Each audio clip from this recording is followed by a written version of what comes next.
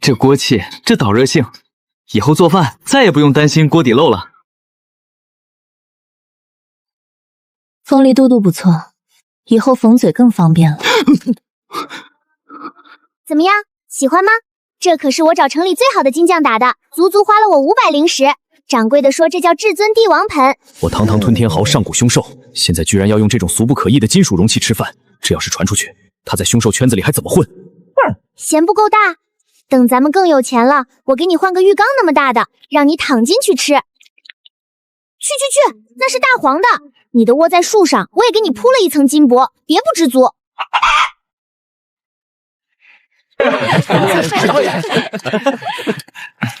师傅，喝一杯。别高兴得太早。丹顶阁那个邱老头，你们这次赢了他下注的人，又漏了财。他那种人记仇得很。怕什么？咱们现在有宗主撑腰，还有小师妹这把锄头，谁敢来咱们就挖谁。就是，咱们杂役峰现在也是方前有资产的大户人家了。明刀明枪的擂台战好打，但那种看不见血的软刀子才是最杀人的。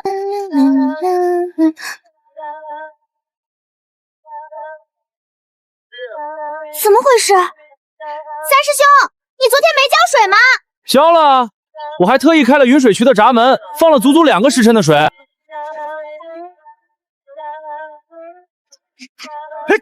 空气里没有水汽，反而有一股淡淡的、令人不舒服的丹药味。兵来将挡，水来土掩，土掩不了，因为水没了。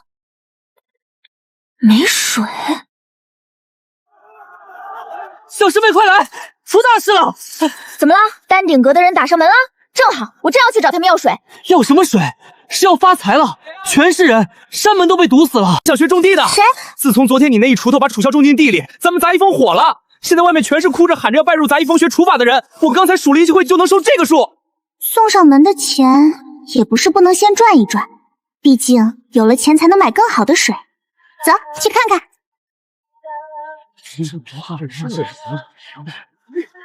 江师姐，请收下我吧！我从小就力气大，能扛500斤灵米。江师姐，我想学那一招倒种楚萧，只要能让我学那一锄头的风采，我愿意交出1半身家。你们要是想学种地，我可以教；但要是想学打架，那你们找错地方了。听听，这就是大师的风范，大道至简。江师姐这是在考验我们的悟性啊！师妹，你就随便露2手，把他们镇住，然后把钱收了，这比种地来钱快。唉，行吧，那我就演示一下入门的基本功。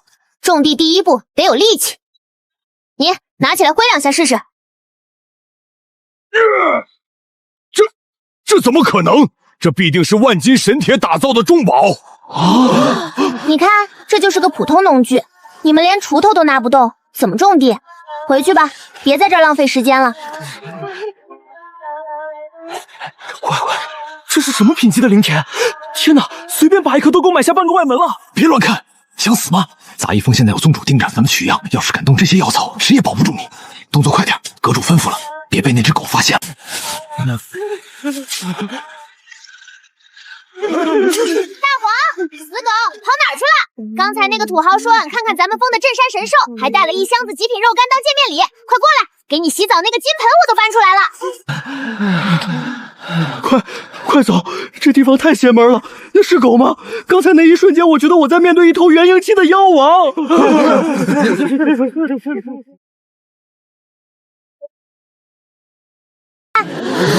这就是跟我混的待遇，只要好好种地，哪怕是条狗，我也能让它用金盆吃饭。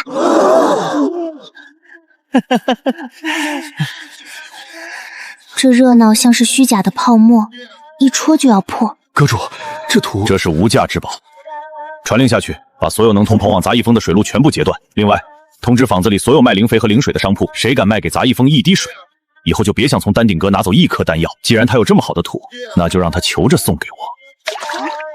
这也太娇气了，才断水半天就要死。这些神药被他用稀汤和高浓度灵气喂刁了嘴，就像是吃惯了山珍海味的人突然被断了粮，还要被扔进沙漠里暴晒。这种落差足以引起剧烈的应激反应。不行，得找管水的人问问。谁？杂役峰的水停了，怎么回事？哟，这不是江师妹吗？水停了，这事儿我知道。正准备派人通知你们呢。通知什么？天灾啊！最近南荒大旱，宗门上游的灵泉水位暴跌。为了保证主峰各位长老和真禅弟子的修炼用度，宗门决定开启供水必须优先应急于内门，这也是没办法的事儿。大家都要为了宗门大局着想嘛。哼，枯水期？那为什么那边的水流得哗哗的？那是御兽峰的灵兽要洗澡。再说了，人家御兽峰交了灵水加急费，你要是愿意交，我也能给你匀一点。多少钱？不多，每天5000灵石。5000？昨天楚萧那条灵兽车撞坏我的筐，才赔了500。嫌贵就别用。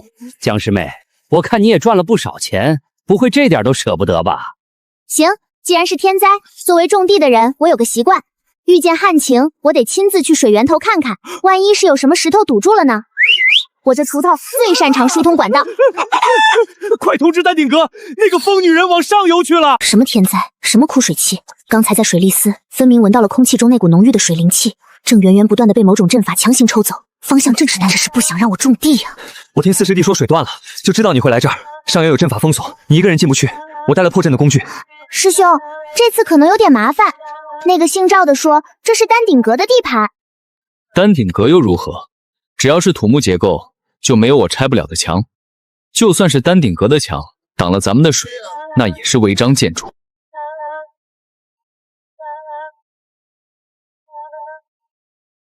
好一个枯水期！师兄，开工！这墙我不喜欢。这是穿山甲3号，这个阵法的结构强度很高，但有个致命弱点在离地3尺的阵眼上，只要用高频震动切断灵力回路，3息之内就能开个门。师兄，你只管拆，谁敢拦着，我就把他种进地里。头领下阵！这不是杂役峰的江师妹吗？还有顾师弟，怎么不在你们那穷乡僻壤待着，跑到我们丹顶阁的地盘上来搞破坏？那个水路不通，我们来修修。哼，修水路？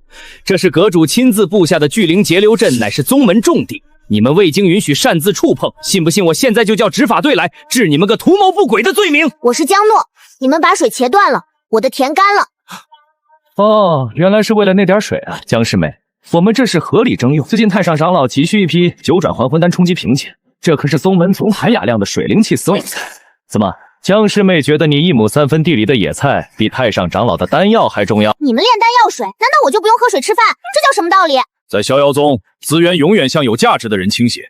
你的那些破草烂叶子，枯死也就枯死了，正好腾出地方来，让我们丹顶阁扩建药源。废话真多，既然你不开闸，那我就自己开。这可是连接着宗门护山大阵警报系统的，到时候沈直归副堂主一来，我看你有几个脑袋够砍。师妹，他没撒谎，一旦暴力破阵，不仅触发全宗警报，还会瞬间记录下攻击者的灵力波动作为铁证，这是碰瓷阵。上次为了那个破擂台，四师兄差点把裤衩都赔进去，好不容易赚回来的家底，不能再因为这种烂事折进去。师弟眼力不错嘛，还能看出这其中的门道。既然知道厉害，还不快滚！别挡着我们药道的灵气流通。这水你们用得完吗？用不完又怎样？多余的用来洗地、浇花，哪怕是蒸发了听个响，那是我们丹顶阁的事儿。懂了，师兄，收东西，我们走。啊，就这么走了？走，人家说了这是规矩，那咱们就守规矩。既然这里的路不通，那就换条路。慢走不送。对了，回去记得给你的野草吃，别到时候烂在地里发臭了。师妹，田里的药草最多还能撑2天。谁说不管了？师兄，你刚才说那个阵法是截取上游的水，对吧？对，它是直接卡在灵河的主脉上，设了一个单向阀门。也就是说，只要我有本事搞到水不经过他们那个阀门，他们就管不着，对不对？理论上是这样，但是除了天降甘霖，哪还有无主的水？四师兄说过，这个世界上只要灵石给够，就没有买不到的东西。我就不信这偌大个修真界，连口水都要看他丹顶阁的脸色。对了，师兄，把你那个钻头留着，等我把水买回来了，咱们可能得在地下挖条新管道。既然地上不让走，那咱们就走地下。好嘞。师妹，把心放肚子里，这一片坊市的掌柜我都收，只要灵石到位，我让他们把这辈子的洗澡水都给你省下来。师兄，我们要买很多，起码得够浇透300地。老赵，来大生意了。哟，这不是财神爷钱四爷吗？什么风把您吹来了？我要买灵元真水，有多少要多少，还有腐殖灵土，要是有1阶以上的妖兽粪便发酵的更好，全包了。哎呦，钱四爷真是不巧，但这水和土本店今日缺货。缺货？老赵，咱们也是老交情了。昨儿我还看见你仓库里运进几十桶灵水，怎么今天就缺货了？那是客人预定的。我出双倍，真不行，3倍。老赵，做生意讲究个信字，这么多货你说没就没，是把我当傻子哄？四爷，不是我不卖，是上面发话了，谁要是敢卖给杂役峰1滴水1把土，以后的丹药份额全部取消。四师兄，要不……别动粗，这是生意场上的账，动粗你就输了。我就不信这偌大个坊市全是软骨头。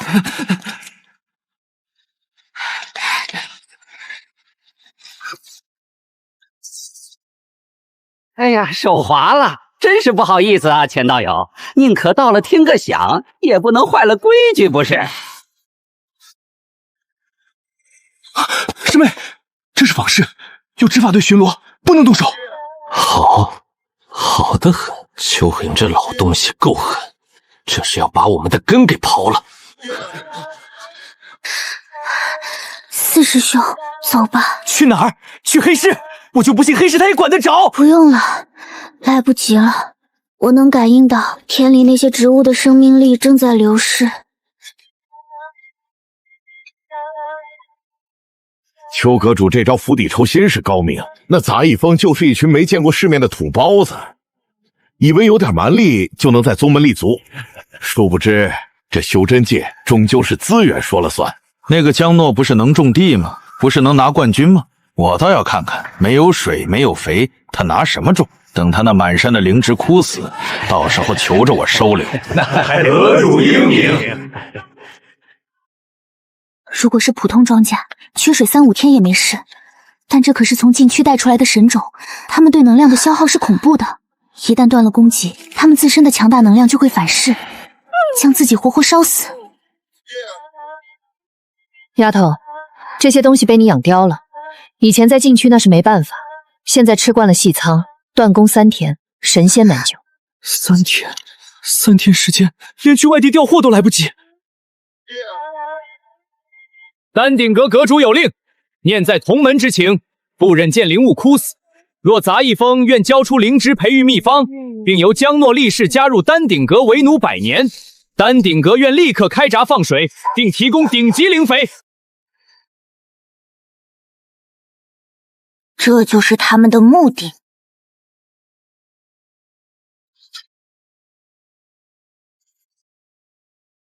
滚！滚！江师妹，我劝你识相点。阁主说了，只要你签了这份灵芝归属契，不仅供水恢复，还能让你破格进入丹顶阁内门做个制药条子，这可是别人求都求不来的福分。丹顶阁外门执事钱不窗听令，奉丹顶阁之命，特来传达阁主之令。是药童子，说的好听，其实就是没有人身自由的高级农奴。哎呀，这位师兄，买卖不成仁义在吗？这契约条款是不是太苛刻了点儿？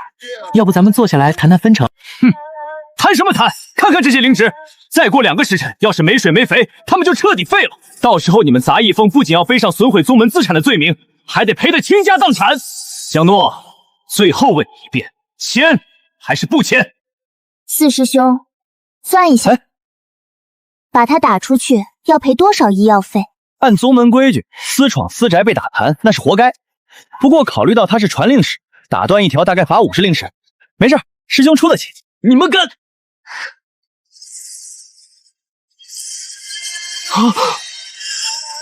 下来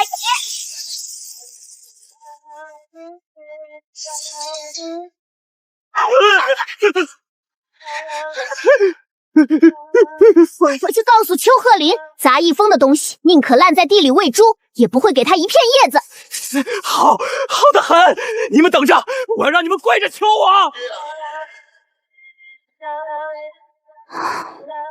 赶走了苍蝇，但问题并没有解决，而且似乎更严重了。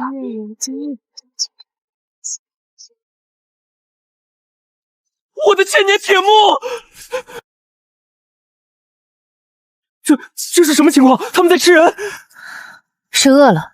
丫头，你在禁区是怎么喂他们的？就以那边的河水浇，有时候大黄抓回来的妖兽流了血，也顺便埋进去当肥料。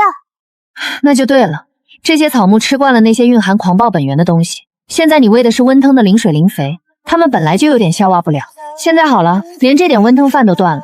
这就好比一个绝世大千鬼突然断了烟土，他会发疯，会本能的掠夺周围一切生机来填补空缺。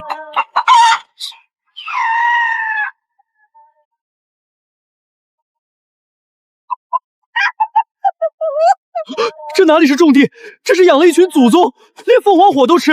那咱们这点灵力够他们吸几口的？大黄，去弄点水来。没用的，普通的反水灵水现在对他们来说就是白开水，3天，最多3天。如果不给他们喂那种级别的东西，这片地会彻底变成死地，甚至会反噬把整个杂役峰吸成干尸。这就是他们的底气吗？就算不派人来打，光是这断供一招就能逼死我。师妹，要不咱们服个软？我看那契约里好像也没说不能赎身。不行，如果签了字，大黄会被抓去切片研究，小红会被拔毛做扇子，师兄们会被赶出宗门流落街头，而我会变成一个只会种地的傀儡。四师兄，你知道在老家遇到这种想抢我粮食的家伙，我们会怎么做吗？怎么做？把他手打断，让他知道疼。蒋诺，本座再给你最后跪领罪责，交出秘方，此后杂役峰一草一木，休想得到半滴灵液。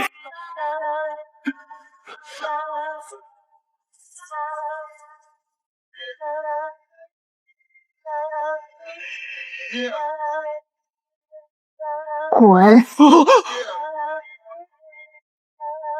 完了，全完了！刚才那一嗓子是爽了，估计连出门买个馒头都会被丹顶阁的人打断腿。小师妹骂的对，对有什么用？能拿饭吃吗？看这些祖宗，咱们现在跪下去把邱鹤林的鞋底舔穿，远水也解不了近渴，这地没救了。也不一定，只要看起来是活的，那就是活的。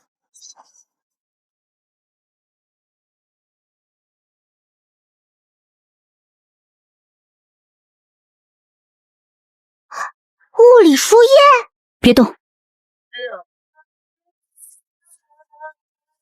活了，二师姐，牛！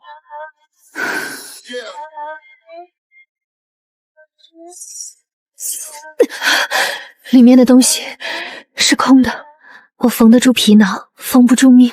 二师姐别试了，师傅说了，他们是被我养刁了胃口，普通的灵气根本填不满。这是我压箱底的十全大补回魂汤，本来是打算等咱们谁快被打死的时候吊命用的。既然这草也是命，那就给它灌下去。大师兄，这汤是不是太补了？补才好，虚不受补那是庸医的说法，在我这儿，只要火候到了，石头都能给你钝化了吸收掉。我去，有毒！不是毒，是烧坏了。这帮祖宗吃惯了禁区那种纯粹的混沌本源，你这就好比给刚出生的婴儿喂烈酒，不烧死才怪。这可是我攒了3年的高阶兽。大黄，你干嘛？有用！大黄，好狗，再来点！这1亩地都靠你了。我虽然是神兽，但也不是水龙头啊。刚才那泡尿已经是他憋了1上午的存货了。得，熏晕过去了。行了，别折腾了。这些偏方也就只能吊着一口气，治标不治本。要想救活这满山的宝贝，还得找那种水。师傅是说老家那种？天地初开，清气上升，浊气下降。咱们杂役峰这地已经被用处改成了类似溪场的体质，又种了这些神物，普通的反水根本无法承载它们的生长，必须要用蕴含先天灵气，甚至是带有一丝混沌属性的真水。比如瑶池圣水，或者龙族祖地的化龙池水。师傅，你还不如让我们现在就把地卖了分家产。瑶池那是传说，龙族祖地咱们去那是送外卖。这里，这是万寿山脉的核心禁地，玉落黄泉瀑布，那是传说中6阶妖兽寒潭礁的地盘，连金丹期长老都不敢轻易靠近。大黄，6阶能不能吃？那就东西，收拾今晚出发。等等，那是禁地啊！而且现在外面全是丹顶阁的眼线，还有戒律堂的巡逻队，咱们怎么出去？再说了，这一来一回至少3天，地里的庄稼等得起吗？地里有我。哎，小祖宗，庄稼等不起，我们也等不起。至于怎么出去，二师姐，你的线纺诺叶子应该还能缝点别的吧？比如监控阵法的灵力流。缝嘴我也很擅长。三师兄，你的机关屋不是有个潜行模式吗？能不能变成一块石头？石头？那太低级了。给我半个时辰，我能把它伪装成一座移动的茅厕，不对，是一座假山，保证连神识都扫不出来。好，大师兄，带上你的锅。今晚要是抓到那条泥鳅，咱们现场做水煮鱼。出发！得令！我要把那口祖传的乾坤炖肉鼎带上。行了，别在这热血沸腾了，要滚赶紧滚，别耽误我睡觉。记得，要是回不来，就把欠条都带在身上，别留给师傅我还。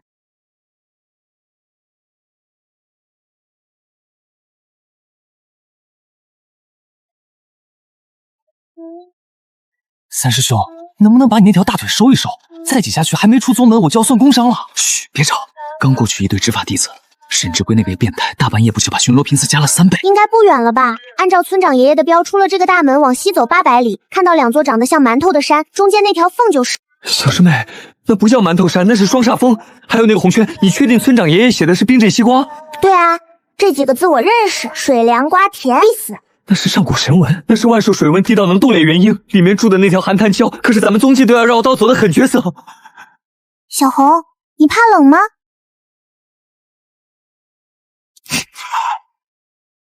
你看，有暖气，不怕。这不是暖气的问题，只要有水就行。我不管它是胶还是泥鳅，只要它的洗澡水能救活地里的庄稼，我就敢去舀。那要是他不给呢？那就把它抓回来，给地松土。刚好咱家缺个浇水的长工。到了。按照规律，戒律堂的巡逻队还有半炷香时间会经过这里。二师姐，看你的了。只要是编织出来的东西，就有拆解的方法。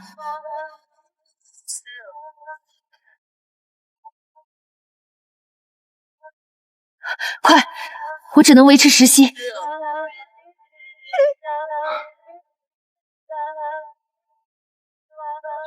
前面就是万寿山脉的外围了，只要进了林子，宗门的监控阵法就失效了。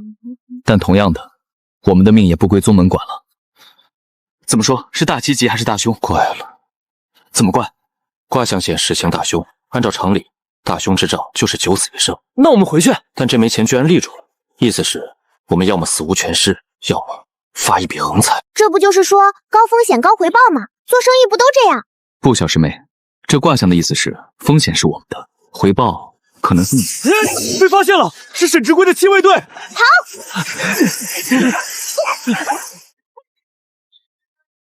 是杂一峰的人，追吗？前面是万寿山脉，这种深夜进去，就算是筑基期也活不过2个时辰。他们这是慌不择路，找死去了。没追上来吧？没追来，他们不敢进来的。这里已经是外围深处了，妖兽横行。这里很危险吗？当然危险，万寿山脉的妖兽都有极强的领地意识。大黄，别乱做标记，这会激怒领地主人的。这附近的妖兽怎么好像都搬家了？可能是嫌它味道大吧。你看，连妖兽都受不了这味道。行了，既然安全了，就把地图拿出来再确认一下。我们现在在这里，穿过这片野猪林，再翻过那座猴子山，就能看到那条河了。小师妹，那是铁背苍熊领地和狂暴魔猿峰，能不能稍微尊重一下那些霸主？哦，熊和猴子，熊掌好像挺补的，猴脑算了，那个太残忍，还是吃猴头菇吧。小师妹，咱们这次出来的成本核算我已经列好了，如果能顺手带点这种土特产回去，大概能覆盖掉那一锅大补汤的亏损。那就顺路抓点。有人在哪儿？后面，身上带着浓重的药味，不是戒律堂的人。你是说和那个想要我命的邱老头一样？丹顶阁，看来他们不仅想断我们的粮，还想要我们的命。几个人？3个，一直在顺着我们的痕迹追踪，距离不超过5里。跑是跑不掉了，他们既然敢追进来，肯定带了追踪气息的法宝。咱们身上这股火锅味儿，隔着10里地都能闻到。那怎么办？师兄，你们记得刚才三师兄说的那个铁背苍熊吗？记得啊，怎么了？既然他是这一片的霸主，那领地意识应该很强吧？如果有人在大半夜闯进他的卧室，还在他门口放鞭炮，你说他会怎么样？借刀杀人？不是请君入瓮。既然他们喜欢根，那就带他们去见见这里的地头蛇。刚好我也想看看这熊皮能不能剥下来做件皮袄。冬天快到了，师傅那老寒腿怕冷。走吧，带路。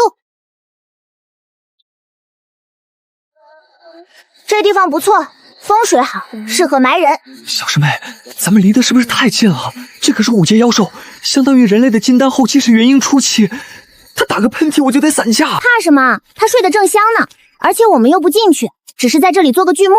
村里的老人说过，抓野猪最好的办法就是在他避之路上设套。那是抓野猪，咱们身后追着的可是3个筑基期的杀手，手里还有法宝。你这根藤蔓，这藤蔓怎么有点像古籍里记载的昆龙藤？这什么龙藤？这就是路边的野草，韧性稍微好点儿。以前大黄不听话乱跑，我就用这个绊他，一绊一个准。这玩意儿根本不是藤蔓，是上古神木的半身根须，一旦缠上，连空间法则都能锁死，越挣扎勒得越紧。好了，陷阱设好了，四师兄，算盘借我用一下。干嘛？做个诱饵。那些人是冲着钱和配方来的，如果不给他们点希望，他们怎么敢去招惹那头熊？这群杂役风的废物倒是挺会躲，竟然找了个天然山洞当掩体。是，好像有点不对劲，这也太安静了，而且这股腥味。万寿山脉本来就是妖兽的地盘，有点很正常。他们慌不择路进了这里，正好成了瓮中之鳖。那几个废物里，只有那个厨子有点蛮力。那是钱不空的本命法宝，他们肯定就在洞里，连法宝都来不及收，说明已经是强弩之末了。好机会，直接动手，封住洞口，逼他们交出种植秘方。烈火掌，给我滚出来！什么东西？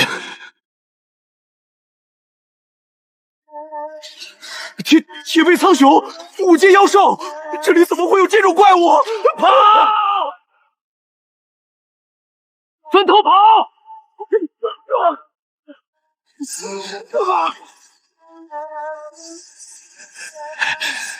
该死的杂役风，该死的江诺，竟然敢阴我！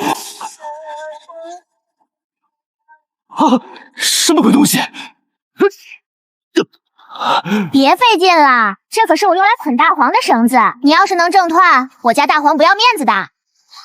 江诺，杀了我！丹顶阁不会放过你的。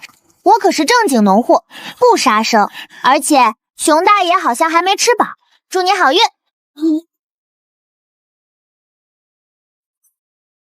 不，别走，放我下来！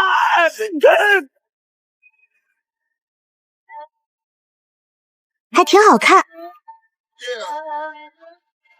三师兄，那个方向是哪里？信号暴露我们的位置，而且那个方向正好卡在我们去瀑布的必经之路上。也就是说，如果不解决掉接应的人，我们就没法去打水。不仅没法打水，很可能连骨头渣子都不剩。这信号级别很高，走快点！谁敢拦我浇地，我就把他种进土里当肥料。好，我们走，走。哼，这群废物，抓几个杂役竟然用了血丹令！传令下去，启动绝户阵，哪怕把那片林子烧光，我也要那个女人的尸体和她脑子里的东西。是。是绝户毒烟，邱鹤林这是疯了，在万寿山脉放这种断子绝孙的毒，也不怕引来兽皇暴动。他不是疯，他是太有钱了。启动一次绝户阵，起码要烧掉3000上品灵石，有这钱直接给我，我把小师妹绑去丹顶宫都行啊。四师弟，你要是敢把我卖了，大黄就把你的账本全吃了。往那边走，那边是阵法灵力流动最薄弱的地方，也是最省钱，不对，最安全的路线。走。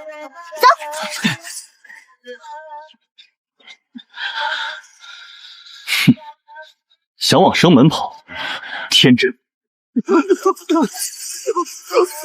雕虫小技。顾孙这木匠活做得越来越糙了，那个自爆符文画歪了，浪费了至少30%的威力。刚才那只是第一道防线，希望能扣住他们半支枪。我说小师妹，你这锄头到底是什么材质的？回头借我挂拍卖行鉴定一下，估价绝对能吓死人。这就是把普通的锄头村头王铁匠打的，还是残饭品，没怎么开刃，也就是够沉，砸核桃方便。跑得挺快啊，可惜此路不通。把东西交出来，留你们全尸。我说你们是强盗团伙吗？前面那波拦路抢劫的刚被熊大爷收拾了，你们又来，这年头做生意都这么卷了吗？无知小辈，死到临头还嘴硬，我接阵！小师妹小心！这么好的林子都被你们熏坏了。什么法法不法的？村里烧灶的时候柴火湿了就得这么吹，不然烟熏眼睛。这言出法随，还是风系神通？还要打劫吗？不打我走了啊，赶时间。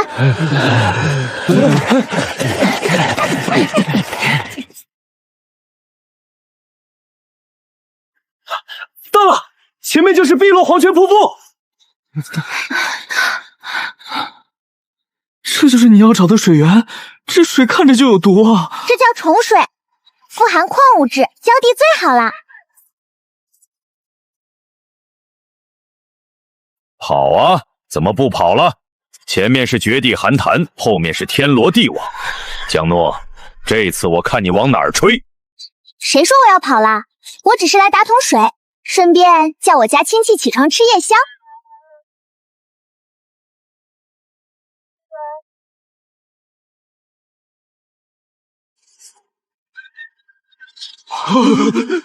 这是五阶巅峰，这情报有误，快升空，拉开距离。孽畜休得猖狂！正好杀了这畜生去鲛珠，比抓那丫头更值钱。所有人听令，结婚收阵。小师妹，你疯了！那是五阶蛟龙，现在正是狂暴状态，谁去谁死啊！快回来，我正在计算撤退路线。撤什么？水就在前面，打完就走。大晚上的，谁有空跟他们玩过家家？不知死活的东西，省得老夫动手了。去，一边玩去，别把水弄浑了。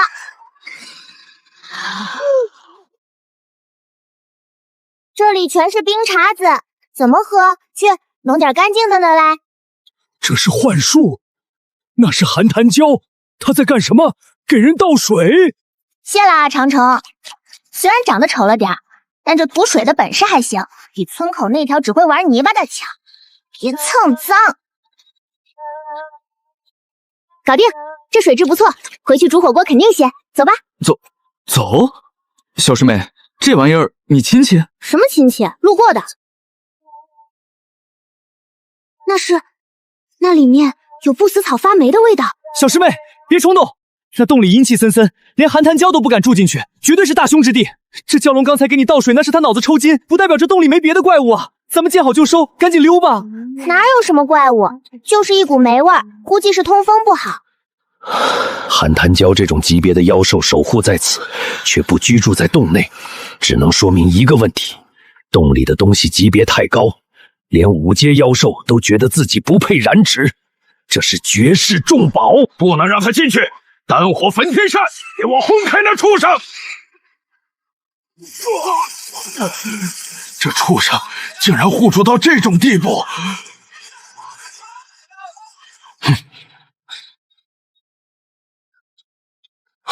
这是鬼面台，3阶毒草，碰到一点皮肤就会溃烂，小师妹小心！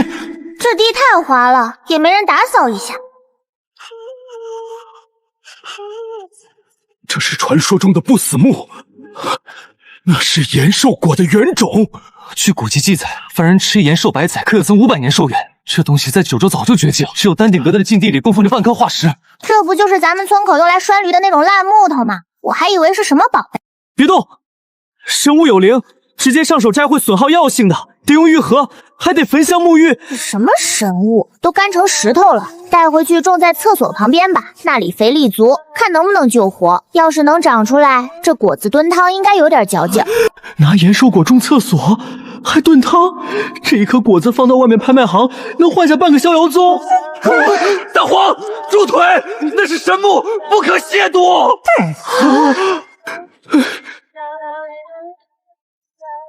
石灵蚁，这树之所以枯死，是因为被虫蛀了。大黄的尿把虫子杀死了。这哪里是狗尿，这是神仙水啊！干得不错，这烂木头也没别的用，带回去给三师兄做个板凳吧。我看这木质挺硬，应该做不坏。用不死木做板凳，坐在上面修炼，恐怕猪都能飞升吧。行了，东西拿到了，水也打满了，那个老头还在外面吗？还在，而且好像在叫人。刚才我感应到几道传讯符的气息，估计丹顶阁的高手都在往这边赶。叫人，正好省得我一个个去找。走，回宗。既然他们不让我们好过，那咱们就回去给他们个大惊喜。传令下去，要集所有在附近的丹顶阁弟子，带上破阵雷珠，我就不信杀不平这个山头。可是长老，这里是万寿山脉核心，哪怕把这片山脉夷为平地，也不能让那个死丫头把东西带走。哟，这么多人啊！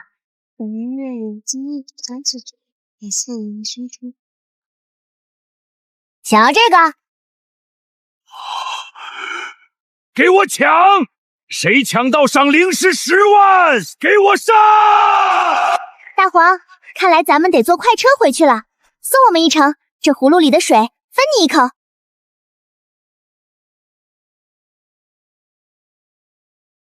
7天了，长老，里面一点动静都没有。看来那些不知道天高地厚的杂役，要么是逃了，要么是饿晕在里面了。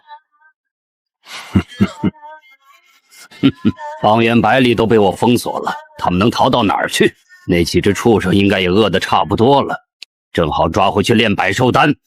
传令，破阵！进去后先把那块地铲平，把那个叫江诺的给我绑了，我要审。他怎么追过来了？点阵，快点阵！这畜生来报仇了！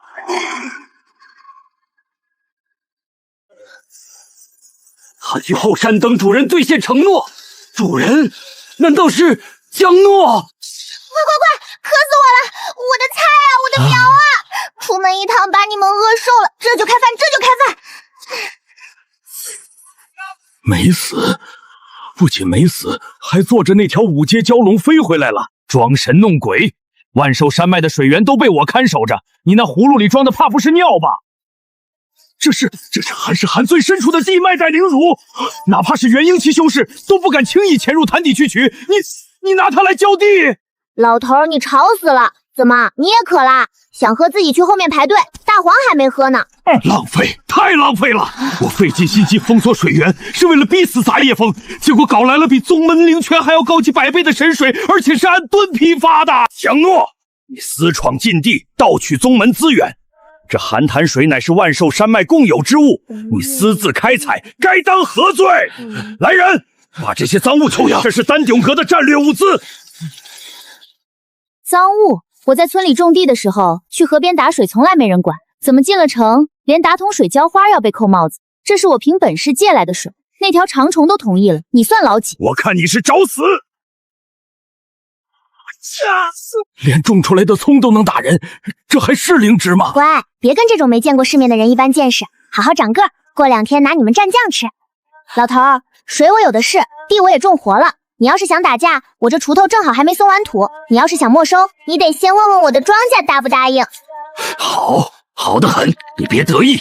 有些东西不是你一个杂役弟子有命享用的，咱们走着瞧。吓死我了！这老东西要是真拼命，咱们还真不好办。拼命？他那身子骨太脆，不够大黄一口嚼的。行了，二师姐，你给这几颗果子缝个衣服，别让他们受潮。三师兄，赶紧做几个架子。这瓜藤长得太快，没地儿爬了。四师兄，算账，这批菜长出来能卖多少钱？这回咱们杂役蜂不仅要吃饱，还得让那些想饿死我们的人求着我们要饭吃。师妹，水的问题解决了，但咱们面临一个更严峻的问题，没钱。怎么会没钱？大比赢的奖金呢？这次修缮机关屋的材料费，还要给那条蛟龙买过路费，不仅没剩，还倒欠伤亡3万灵石。而且邱鹤龄那个老东西太阴了，他发布了丹道封杀令，他是想把货烂在咱们地里。他不让别人买，咱们就不能自己卖吗？谁敢？丹顶阁掌握着全宗的丹药供应，这招连做够。那就不卖给他们原材料。既然大家都怕没丹药吃，那咱们就卖能当丹药吃的菜呗。什么意思？这玩意儿刚才我吃了一口，感觉比上次师傅给我的那颗回气丹劲儿大多了。只要我们的菜比他们的药好，还比他们的药便宜，你说那些人是选命还是选钱？但我们需要一个不怕丹顶阁的中间商，正好我的债主今天要来催债。钱师弟，听说你们得罪了丹顶阁，这3万灵石的债，我看是很难还上了。不如把这块地抵押给亚盟商盟。裴老板是吧？尝尝自家种的，没打农药。我看你脸色发青，眼底发黑，吃这个补补。江姑娘说笑了，裴某不吃就是不给面子，这可是好东西，我不骗人。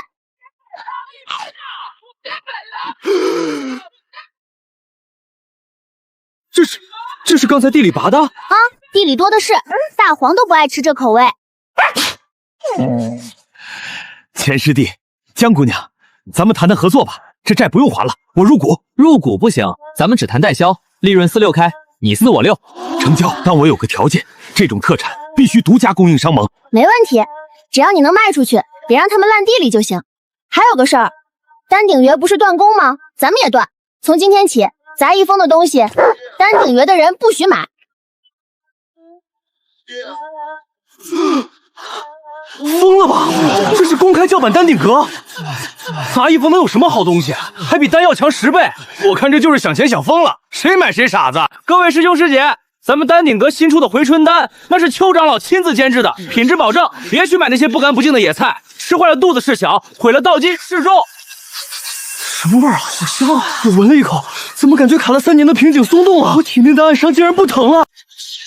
这汤怎么卖？第1天开业，前10碗免费试吃，师兄请。这是神药啊！比丹鼎阁的1阶极品疗伤丹还要强，我要买10碗。